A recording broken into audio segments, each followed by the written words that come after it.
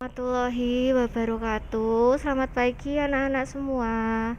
Perkenalkan, ini saya dengan Ibu Olivia Putri Kumalasari selaku guru BK, dan Bu Oliv akan memberikan materi pada pagi hari ini mengenai potensi diri. Nah, sebelum memulai materi pada pagi hari ini, alangkah baiknya kita mulai dengan doa. Berdoa mulai.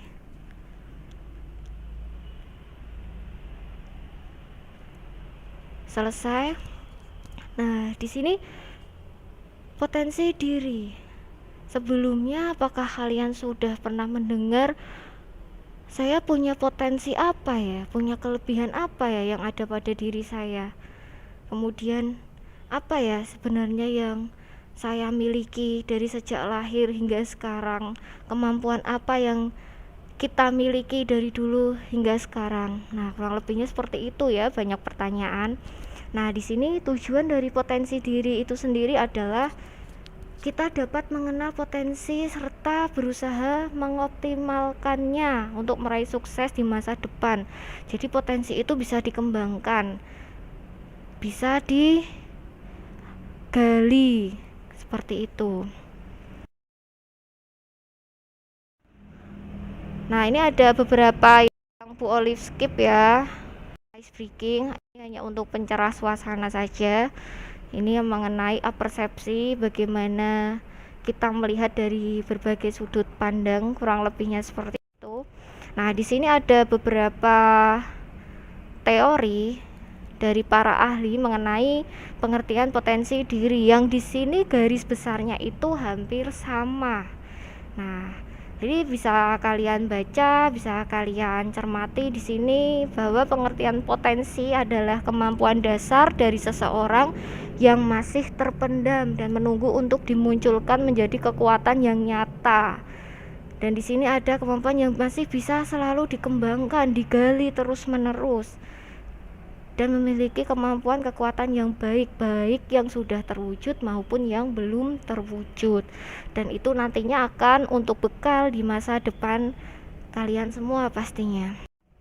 Nah, bagaimana sih cara menggali potensi? Nah, di sini Bu Olive ada beberapa tips atau beberapa poin, ada 5. Yang pertama, kenali diri sendiri, tentukan tujuan hidup, kenali motivasi hidup, hilangkan negatif thinking, dan jangan mengadili diri sendiri. Nah, ini sangat penting ya poin-poin di sini. Bagaimana kita tahu, bagaimana kita dapat mengenali potensi diri atau menggali potensi yang kita miliki. Untuk poin yang pertama, kenali diri sendiri. Nah, saya itu sukanya apa ya? Saya punya kemampuan apa ya? Saya punya bakat atau minat apa ya? Yang saya sendiri harus sudah tahu, ya saya sendiri harus bisa mengembangkan. Nah, bagaimana kita dapat mengenali diri sendiri? Kita dapat memahami diri sendiri. Oh, saya itu seperti ini, saya tidak suka seperti ini. Nah, itu ya. Jadi mengenali diri sendiri itu sangat penting. Kemudian tentukan tujuan hidup. Otomatis kita hidup itu memiliki tujuan, mempunyai tujuan. Nah, di sini tujuan kita apa sih? Untuk sukses. Nah, dari mana sukses itu? Dari kita berusaha, belajar, kita tekun, kita mengembangkan, kita memiliki satu tujuan hidup yang baik, punya rancangan yang baik, itu pasti akan dapat menentukan tujuan hidup. Jadi sebelum kita melangkah itu harus punya rancangan, punya rencana yang benar-benar matang, yang harus kita gali terus-menerus, yang harus kita tekuni, seperti itu. Yang ketiga, kenali motivasi hidup. Nah, di sini motivasi hidup itu apa? Contohnya, kita dapat membuat keluarga kita bahagia atau membanggakan kedua orang tua, menjadi sukses, ingin menjadi A, ingin menjadi B. Nah, kurang lebihnya seperti itu. Kita dapat memotivasi diri sendiri, memiliki motivasi hidup untuk pandangan ke depan seperti apa. Yang keempat, hilangkan negative thinking. Nah, ini ya hambatan-hambatan yang seperti ini tuh harus kita hilangin, karena jika kita akan terus bernegatif dengan pikiran kita sendiri, maka kita melangkah itu dalam keraguan. Jadi contohnya seperti ini, saya kok merasa tidak bisa ya untuk melakukan ini, saya kok sepertinya susah ya untuk menjadi anak yang lebih baik dan sebagainya. Kemudian saya kayaknya nggak bisa nih masuk di sekolah yang saya inginkan, saya nggak bisa nih ikut lomba yang saya pengen, tapi saya merasa tidak mampu. Nah, itu hilangkan sifat-sifat yang negatif. Dan yang terakhir, jangan mengadili diri sendiri. Nah, ini masih berhubungan dengan menghilangkan sifat negative thinking atau pemikiran yang negatif. Jadi enggak, aku ini merasa tidak pandai dalam hal itu. Nah, padahal kita itu memiliki kemampuan yang luar biasa. Jika kita itu semangat, jika kita itu berusaha, jika kita itu terus mengembangkannya, otomatis kita akan menjadi sukses, atau bahkan yang ingin kita raih itu dapat kita capai.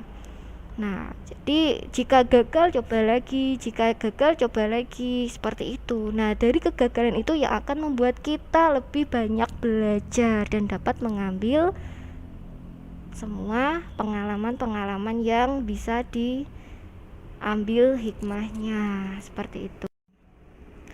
Kemudian ini, setelah tadi dapat menggali potensi yang baik, memahami potensi kita, dapat melihat kita itu memiliki potensi seperti apa, maka kita tidak lepas dari bakat. Nah, sebelumnya anak-anak mungkin ada yang sudah melaksanakan tapi tidak tahu itu bakatnya apa, atau bahkan belum tahu bahwa itu bakat gitu. Contohnya seperti saya suka menyanyi, suara saya bagus. Nah, mungkin beberapa kalian menganggap biasa aja, saya suka nyanyi, saya suaranya bagus, tapi ternyata jika itu dikembangkan terus menerus, maka akan dapat menjadikan yang namanya bakat. Oh, ternyata bakat ini menyanyi, bakat anak ini menari, bakat anak ini suka mekanik atau otak-atik dan lain sebagainya. Masih banyak contohnya ya. Nah, di sini pengertian bakat sendiri adalah bakat yang dimiliki atau potensi yang dimiliki oleh seseorang sebagai bawaan sejak lahir. Jadi ini dari lahir, dari gen orang tua itu juga sangat mempengaruhi. Ya, jadi kalian mungkin orang tuanya ada yang suka menyanyi atau dulunya penyanyi, kemudian turunlah ke anak tersebut bahwa anaknya juga bisa menyanyi, menari dan lain sebagainya. Ini hanya contoh-contoh kecil saja ya. Jadi di luar sana masih banyak contoh tentang bakat dan hobi. Nah, apa ya bakatku? Nah, di sini bisa kalian lihat ada 7 poin. Di sini ada bakat verbal, bakat numerik, bakat klerikal, bakat relasi ruang spasial, bakat mekanik, bakat skolastik, dan ini juga hampir sama ya dengan numerikal, skolastik, abstrak, tapi tidak dengan angka seperti itu. Bakat mekanik. Nah, di sini bakat yang tentang prinsip-prinsip umum IPA, tata kerja mesin, perkakas dan alat-alat lainnya.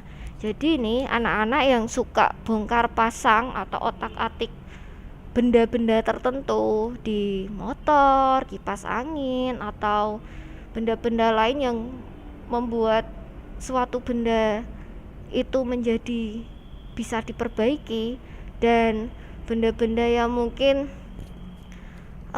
diinovasi lagi. Nah, ini dimiliki jenis bakat yang mekanik, bakat mekanik ya. Kemudian bakat relasi ruang spasial. Ini visual spasial, biasanya anak yang memiliki kecerdasan atau bakat visual spasial, dia lebih suka melukis. Jadi nanti menjurusnya jika dikembangkan, digali lebih sering lagi, lebih tekun lagi, maka ini akan menjadikan di masa depan itu baik. Contohnya orang yang menjadi arsitek, insinyur, nah profesor dan lain sebagainya. Nah ini biasanya akan dapat berpikir dalam 3 dimensi. Tuh banyak ya kemampuan dia untuk menggambar atau melihat bangun ruang seperti itu. Bakat kecepatan, ketelitian, klerikal. Nah ini yang kalian biasanya suka menulis, suka membuat tulisan-tulisan tertentu, suka penelitian, suka dengan administrasi yang baik, atau lebih adminnya itu lebih rapi. Nah ini ternyata itu bakat yang kalian miliki. Nah kemudian yang terakhir ada bakat linguistik. Sini bakat yang mengenai analisis bahasa, misalnya contohnya jurnalistik, guru, stenografi, penyiaran, editing, pengacara, kemudian bagian customer service, itu yang biasanya lebih ke pengolahan kata. Nah kemudian minat itu juga tidak lepas dari bakat dan potensi. Minat di sini, pengertian dari minat itu sendiri adalah suatu proses yang tetap untuk memperhatikan dan memfokuskan diri pada sesuatu yang diminati dengan perasaan senang dan rasa puas. Jadi ketika melakukan sesuatu itu suka, senang, ikhlas, jadi menjalaninya juga senang, ketimbang yang tidak memiliki minat. Contohnya menyukai sepak bola tapi dia tidak minat untuk berlatih, dia tidak minat untuk mengikuti klub tertentu, dia tidak minat untuk menjalani olahraga tersebut, maka bakat itu tidak dapat dikembangkan. Beda jika misal ada anak yang sudah memiliki bakat menyanyi, menyukai lagu, kemudian dia mengikuti ekstrakurikuler musik atau memiliki minat untuk ikut ke klub musik, nah latihan musik. Nah maka dari minat, kemudian sudah tahu potensinya apa, kemudian digali, memiliki bakat penyanyi, maka dari ketiga tersebut dapat dikembangkan secara baik dan nantinya akan memiliki bekal untuk kedepannya, bisa jadi penyanyi, pemain musik dan lain sebagainya. Nah, sini apa ya minatku? Nah, ini ada beberapa poin juga, ada minat profesional, minat kegiatan fisik, minat vokasional, minat komersial, dan minat avokasional. Nah, di sini sudah ada pengertiannya bahwa minat vokasional merujuk pada bidang-bidang pekerjaan, kemudian keilmuan, seni, kesejahteraan sosial. Minat komersial pada pekerjaan dunia usaha, jual beli, periklanan, akuntansi, kesekretariatan dan lain-lain. Kemudian ada minat kegiatan fisik, mekanik, kegiatan luar dan lain-lain. Dan yang terakhir ada minat avokasional, yaitu untuk memperoleh kepuasan atau hobi, misalnya berpetualangan. Ini yang anak-anak suka dengan yang alam-alam gitu ya, atau jalan-jalan. Kemudian hiburan, apresiasi, ketelitian dan lain-lain. Nah, perlu diketahui bahwa faktor yang mendukung bakat dan minat itu ada faktor internal dan faktor eksternal.